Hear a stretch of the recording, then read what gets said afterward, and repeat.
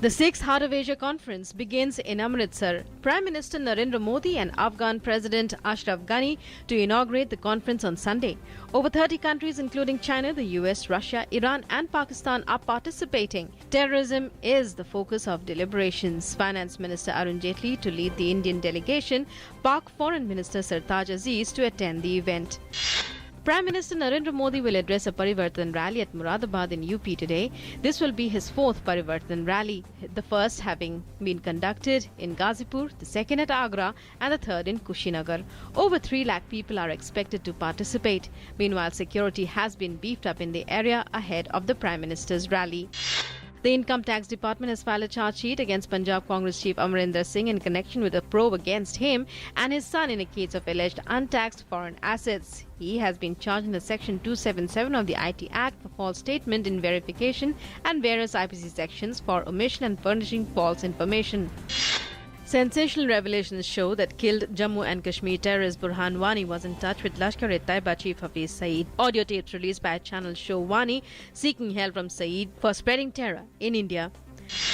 The GST Council on its 2-day meeting discussed the GST bills except integrated GST along with dual control. The council is also expected to discuss demonetization today. Earlier, Finance Minister Arun Jaitley said that there is a constitutional compulsion to implement the GST within its deadline and its implementation cannot be delayed beyond September 2017.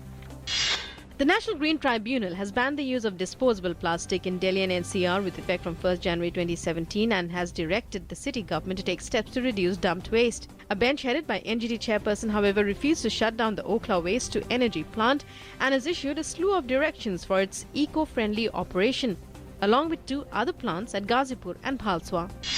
The Supreme Court has accorded its nod to the Centre's graded response action plan to tackle different levels of pollution and has asked the Central Pollution Control Board to upgrade its existing infrastructure and set up additional monitoring stations in Delhi NCR within 6 months.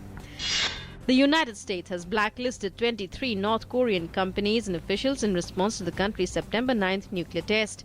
It follows the UN Security Council's newest and toughest sanctions resolution against Pyongyang, yet aimed at increasingly isolating the Asian country politically and economically after its nuclear bomb test 2 months ago.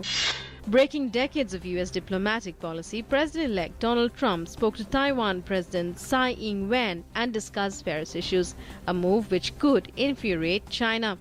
Trump's conversation with Taiwanese president was among a series of talks he had with leaders of Asian countries on the phone before taking office.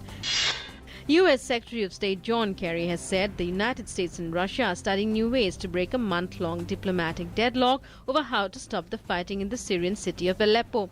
Russia has said that convoys of humanitarian aid would now be able to pass safely there.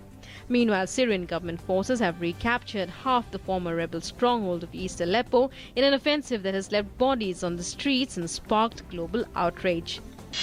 South Korea's 3 opposition parties filed an impeachment motion against scandal-hit President Park Geun-hye, which will be put to a vote in the National Assembly next week. The motion, which accuses Park of violating the constitution, was supported by 171 lawmakers in the 300-seat legislature, with the vote set for next Friday.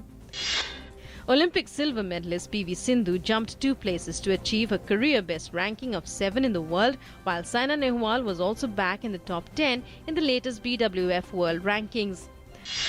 Nico Rosberg has quit Formula One days after he won the world title for Mercedes in a move that has stunned the world of motor racing. The 31-year-old German made the bombshell revelation in Vienna ahead of the International Automobile Federation annual awards ceremony. He said he had made the decision in the aftermath of his championship triumph. Today is the International Day of Persons with Disabilities, an annual event promoted by the United Nations to promote an understanding of disability issues and mobilize support for the dignity, rights and well-being of persons with disabilities since 1992. The theme for this year's International Day is achieving 17 goals for the future we want. A 16-year-old Indian environmental activist, Kehkashan Basu, has won this year's prestigious International Children's Peace Prize for her fight for climate justice and combating environmental degradation. Kehkashan Basu, based in the UAE, was presented the award by Bangladesh's Nobel Peace Laureate Mohammad Yunus at a glittering ceremony in The Hague.